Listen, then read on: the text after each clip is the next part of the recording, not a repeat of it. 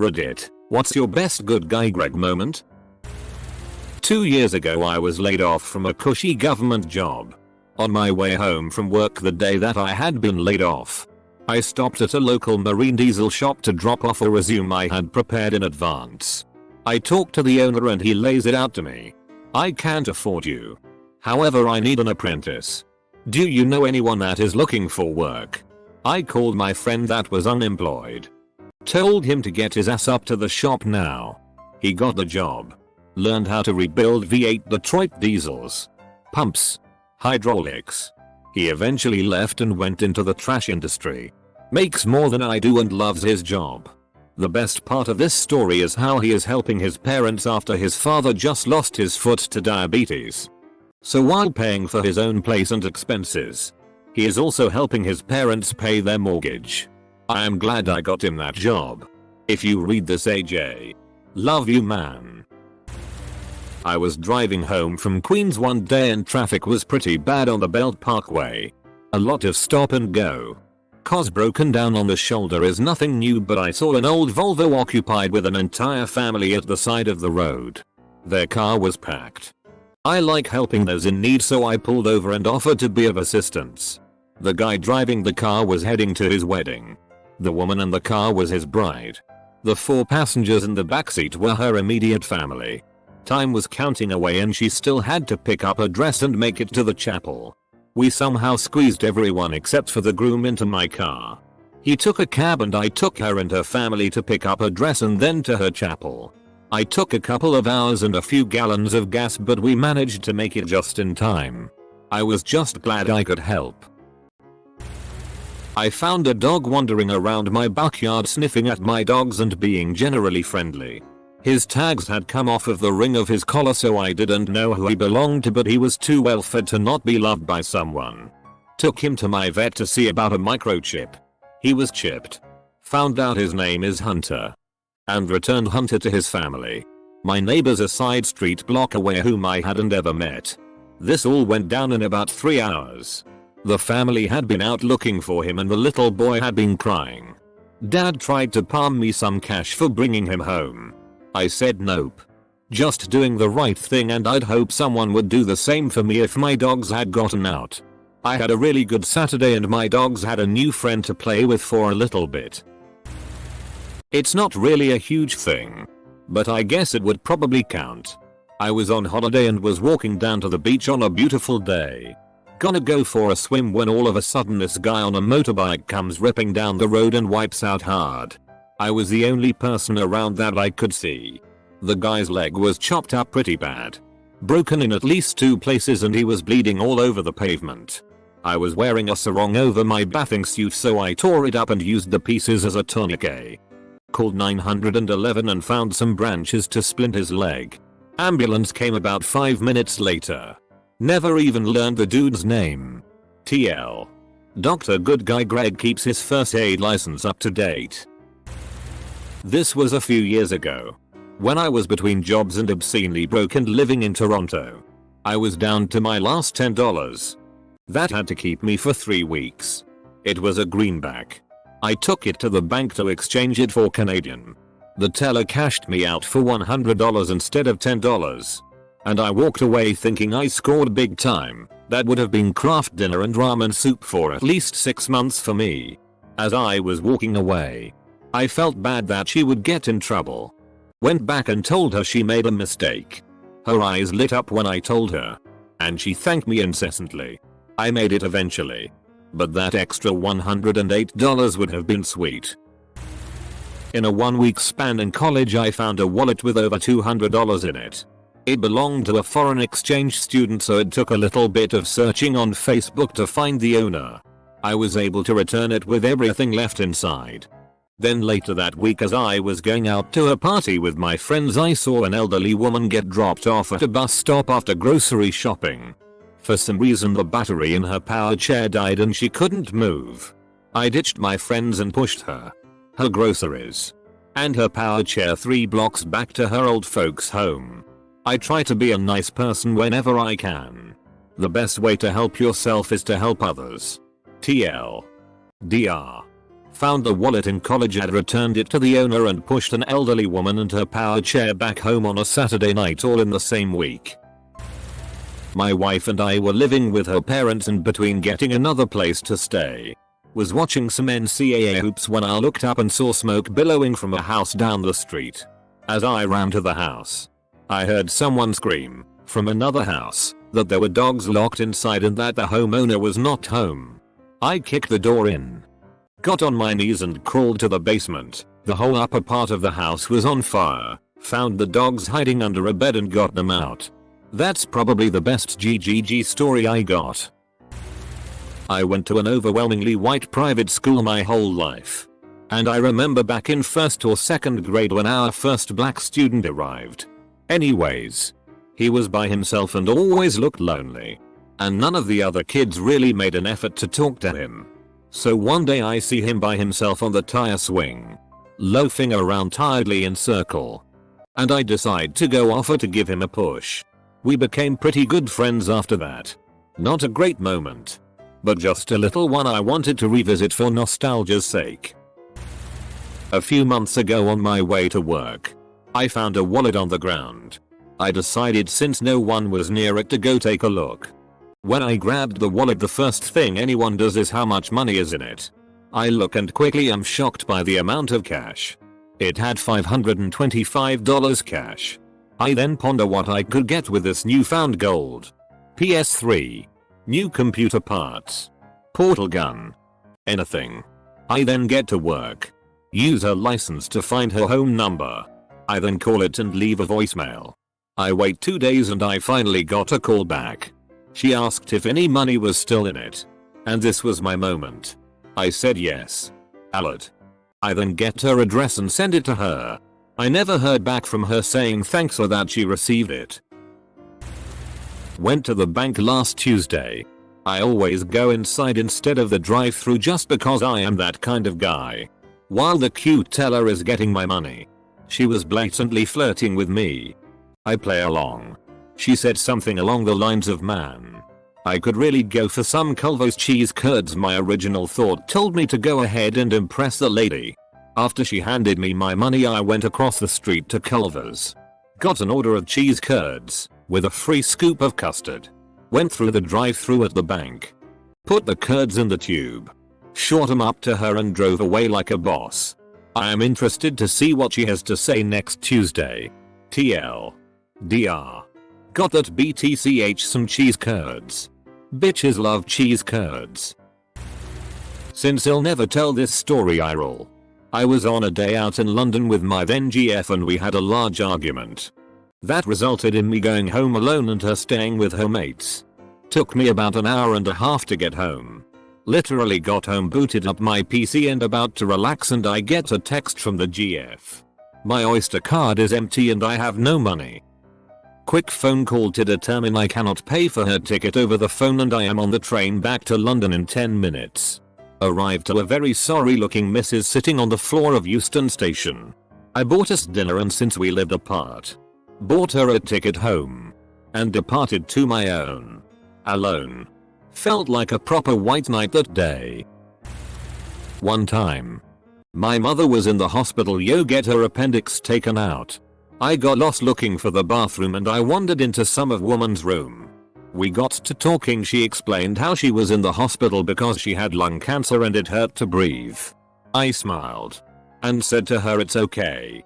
I know what you want me to do." I then covered her face with a pillow and held it there for about 2 to 3 minutes.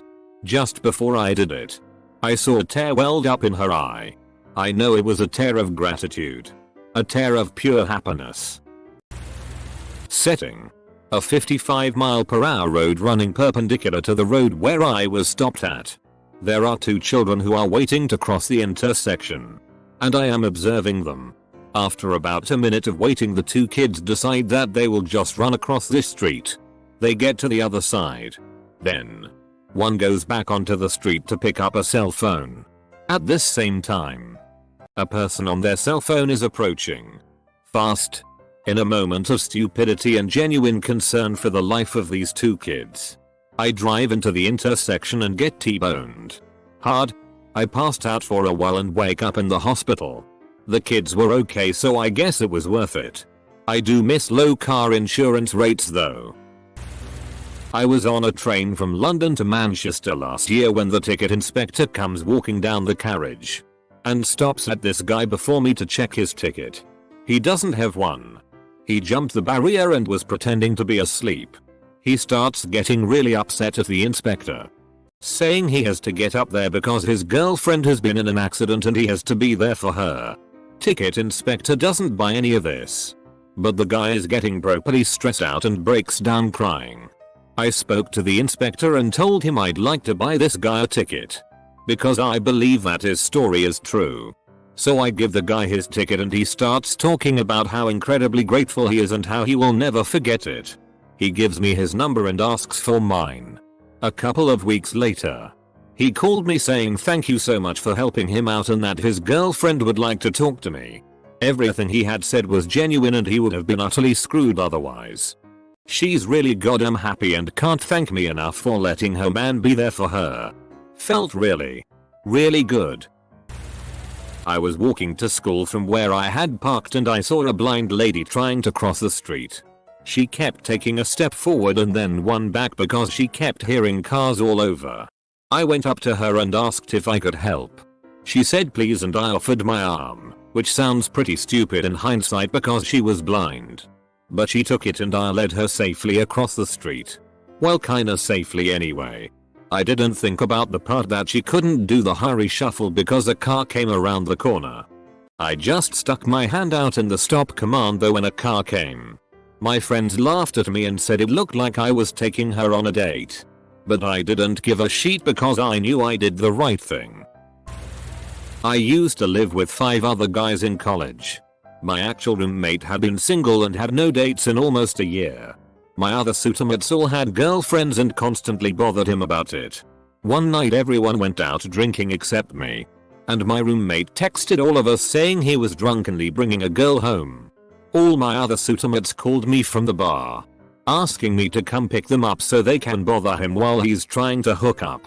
I agreed. But when I picked them up from the bar, I drove them to IHOP instead. I bought each of them the unlimited pancake deal and stayed there for almost 3 hours with them drunkenly eating pancakes and complaining about how they wanted to bother my roommate. Once my roommate texted me the all clear, I drove them back. I was behind this woman at a gas pump, and she was still inside her car taking forever. Then she finally got out and pumped $3 worth of gas and it occurred to me that she had been in her car counting change to see how much gas she could get.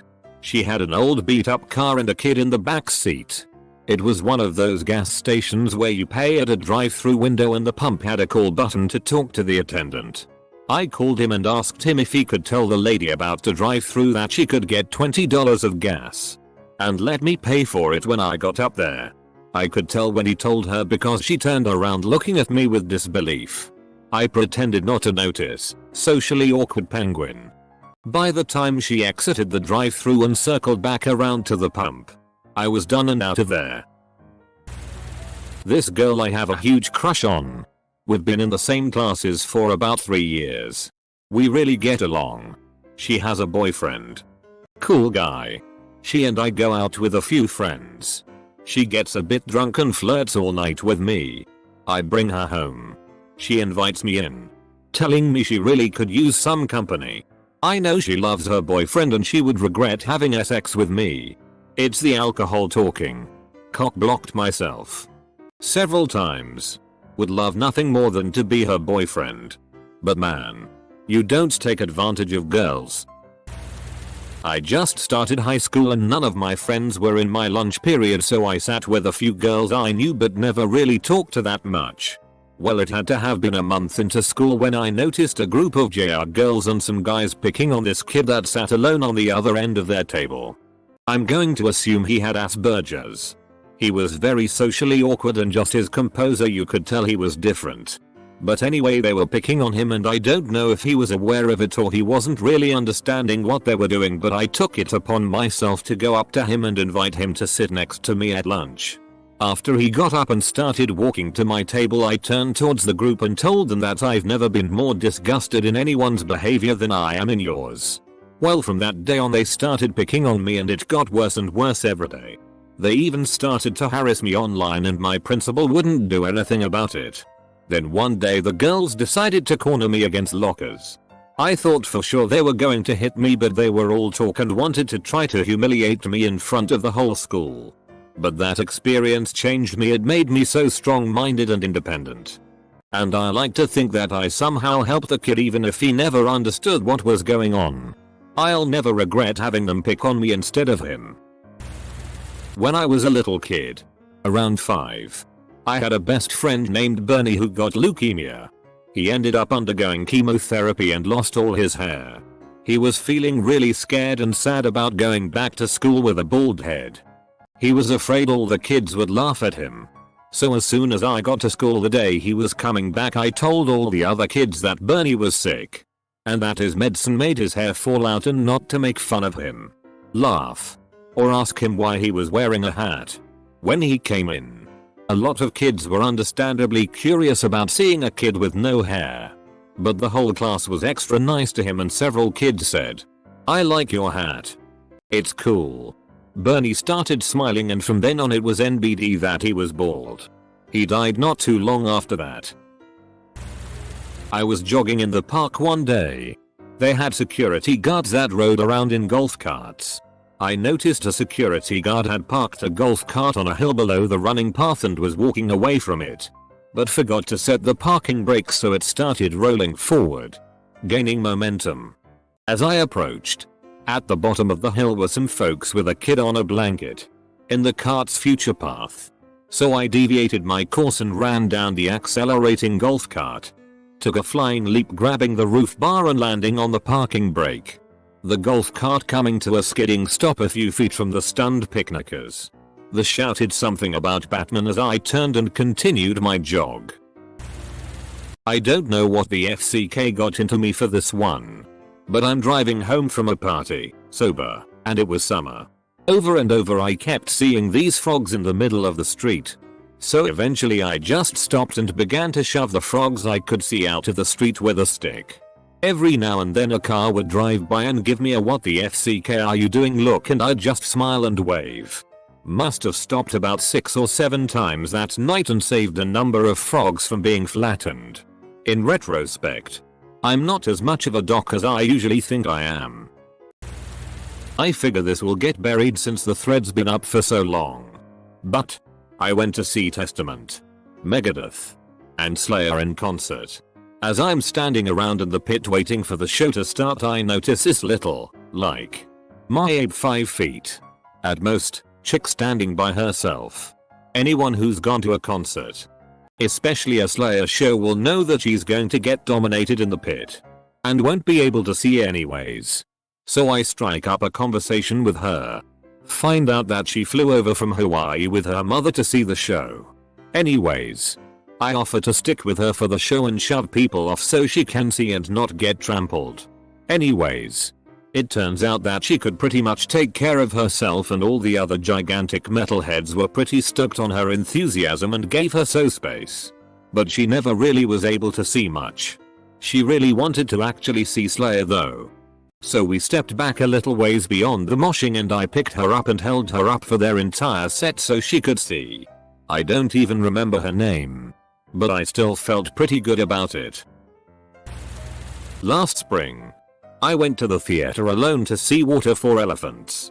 There was a sweet older woman who sat down next to me and introduced herself, and a man who I believed to be her husband asked if they may sit there. Of course I wasn't going to deny an elderly couple to sit next to me, so I obliged. During the movie, I realized how evident the woman's dementia was, as she asked why a man was sitting next to her and slowly didn't remember who I was. Whenever she was frightened, there was parts that included the elephant being prodded or people fighting. She would get scared and hold my hand. One night I was driving home for karaoke with my friend back to my house to crash for the night. It was around 2:30 am and we were on a long road back to my subdivision with drainage ditches on the right hand side. As I'm driving quickly in the misty fog, I see a strange form on the side of the road. What looked like a body. I quickly pull over and get out of my truck. And see, it's a nice looking girl in her bra and skirt with her purse. I didn't ask questions. I just quickly got her into my warm truck, it was winter, and asked her where she lived. She seemed in a fog as I had just more or less woken her up. But she knew where she lived. I ended up driving her to her house, nearby mine. She was actually rather close by the ditch, and never saw her again. It felt pretty good to help somebody out like that. And I hope nothing horrible happened to her before she got into that ditch. There was an elderly man in my neighborhood a few years back. Mr. Lennon. And one day I saw him working on his yard and decided to help him out. Anyways, I end up helping for a really long time. Not cause there was a lot to do, but because he loved the company. It turned out his wife had died recently and I actually got to know him really well. To the point that he gave me some of his medals, from World War II I believe. In how I talked to him and helped him with his yard for a while, but eventually with school and sports we fell out of contact. He passed away a short while ago, but I like to hope I was being a good guy by helping him out and spending time with him. I was planning a disc golf tournament. And there is this homeless man I see almost every day on my lunch break. I usually go give him a cigarette and talk for a few minutes. Maybe buy him a burger if I've got the extra cash. Well, one day he tell me a little about his past. About how his wife took everything he had. Took his son. His home. Everything, and since then he had been living on the streets in Portland where it rains a lot. I also found out that he likes to play disc golf. But hadn't got to play in years since he became homeless. I told him about my tournament and he seemed interested, but knew he wouldn't be able to go or he wouldn't be able to panhandle enough money for the hostel.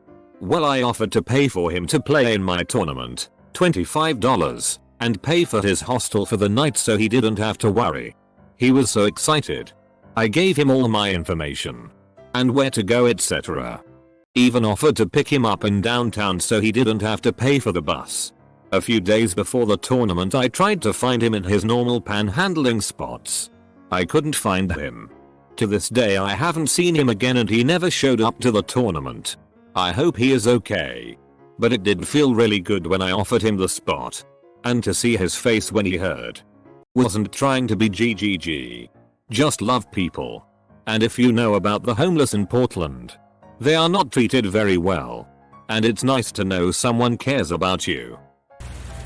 Not me, but a friend of mine was involved in a deep relationship conversation with a girl he was seeing out on the street. She wanted him to decide what he wanted and he told her he was focused on career right now. Told her straight up. She was pissed, needless to say, and was yelling at him. He looked away and told her to hold on a minute. On the street corner was an old woman with groceries struggling to cross. This is in Nick to give more background. He walks away from the girl and asks this woman if she needs help crossing the street. She exudes a smile and thanks him generously for escorting her across the street and handling her groceries.